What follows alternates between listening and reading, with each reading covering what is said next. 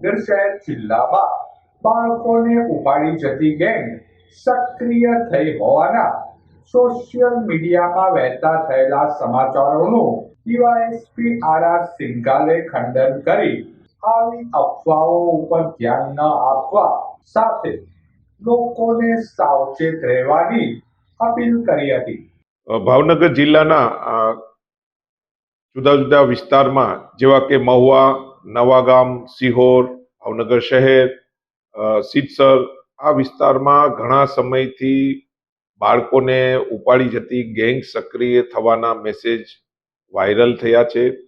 જે બાબતે આજે હું જનજાગૃતિ અપીલ કરવા માંગુ છું।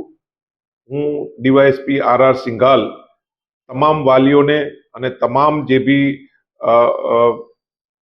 વિદ્યાર્થીઓના પિતાશ્રીઓ છે તેને એક જન અપીલ કરવા માંગુ છું કે આ મેસેજ મળતા જ પોલીસ દ્વારા તેનું વેરિફિકેશન કરતા આવી કોઈ ગેંગ સક્રિય છે નહીં। પોલીસે જે બી મેસેજ આવ્યા એટ એ ટાઈમ રિસ્પોન્ડ કરી અને ત્યાં જઈ અને વેરીફાઈ કરતા આ જે મેસેજો ટોટલી ફેક છે, ખોટા છે। અમુક અસામાજિક તત્વો હાલમાં જે છે આ રીતના મેસેજો કરી અને એક પેનિક પબ્લિકમાં જે છે એક જુદું એક પેનિકની જે છે લાગણી ઊભી કરવા માંગે છે, જે ખૂબ જ ગંભીર બાબત છે।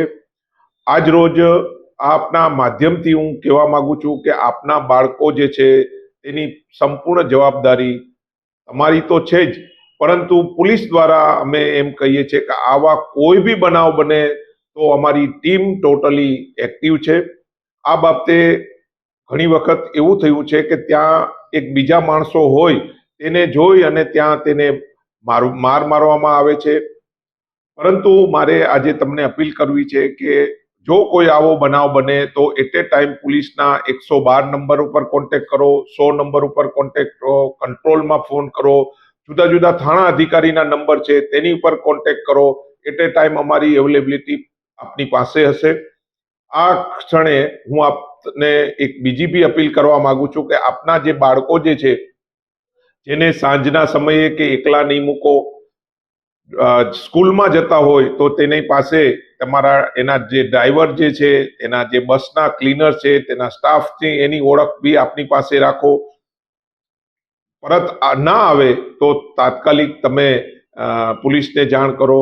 આ ક્ષણે હું આપને બાંહેધરી આપું છું કે આવો કોઈ બી બનાવ બનશે તો પોલીસ જે છે સક્ષમતાથી તેને કાબૂમાં કરશે અને હાલમાં આવી કોઈ ગેંગ સક્રિય નથી, એટલે પેનિક ન થાવ અને તમામ જે વાલી જે છે બાળકોના માતા પિતા જે છે એને નમ્ર અપીલ છે કે કોઈ ગભરાવાની જરૂર નથી, પરંતુ પોલીસને તમે સહકાર આપો અને આ જે છે પેનિક કરતા જે માણસો જે છે તેને ખુલ્લા પાડો અને એના વિરુદ્ધ આ ગુનાહિત કૃત્ય છે તો તે બાબતે પોલીસને સહકાર આપો। Thank you.